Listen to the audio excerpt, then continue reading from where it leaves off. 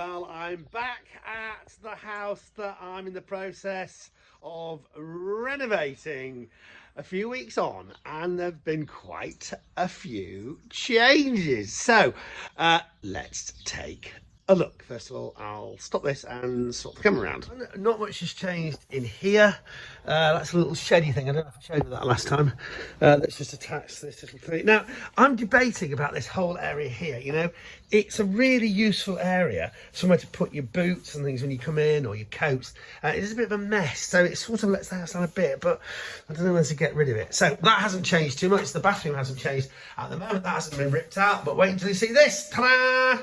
That is now the kitchen. Now, one of the great finds, and I love it when you get this kind of stuff happen, was this. The ceiling height in the kitchen here and in other rooms in this property had been lowered, probably to save energy, make the house warmer or whatever.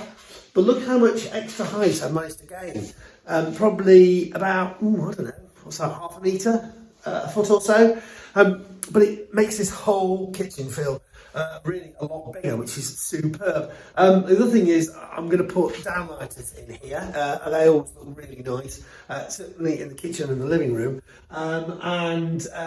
Because we're stripping out completely, it's very easy for the electricians to get access to put downlighters in that ceiling there. But that's the kitchen, as you can see. Now, I've been down to a kitchen design place and I've had a kitchen designed.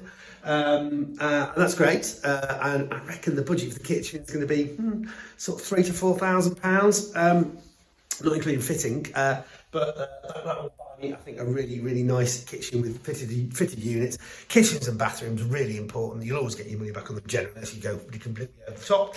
But yeah, so that's really exciting. Then let's go through here.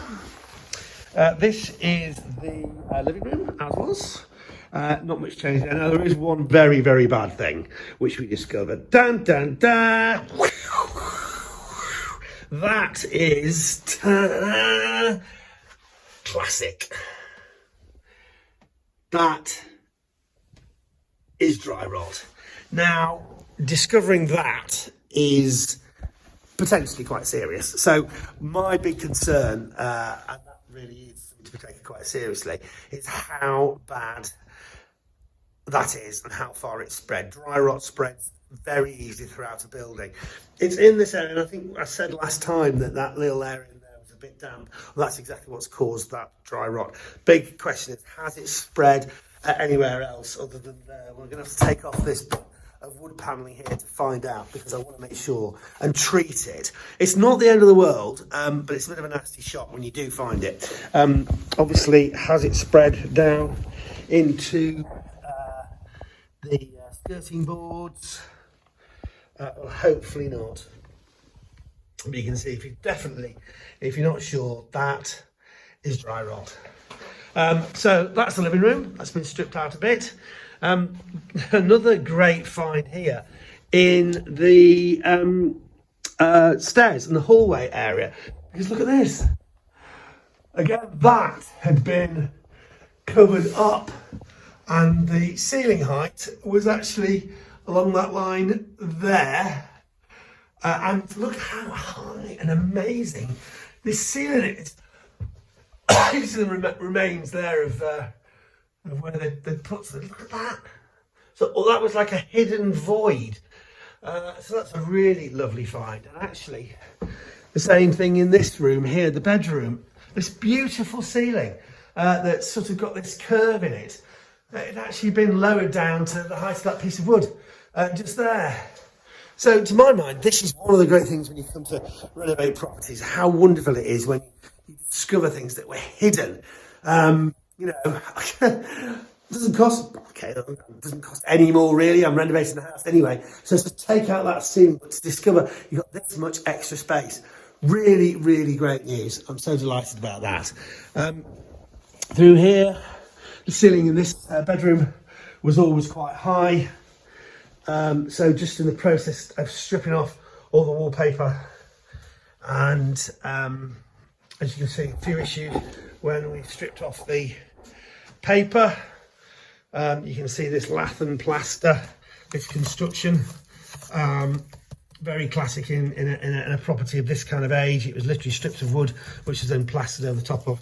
It's a bit of a nightmare, but I decided to skim the whole of the house, as in rather than put wallpaper on the walls, gonna get a plasterer in, a really great plasterer. He's gonna come along and he's gonna skim with this the top surface coat plaster the whole house, and that means it can be easily painted and look really really quite nice. But you can see this room now, the cupboards have gone, and yes, it's a bit of a mess, but fantastic.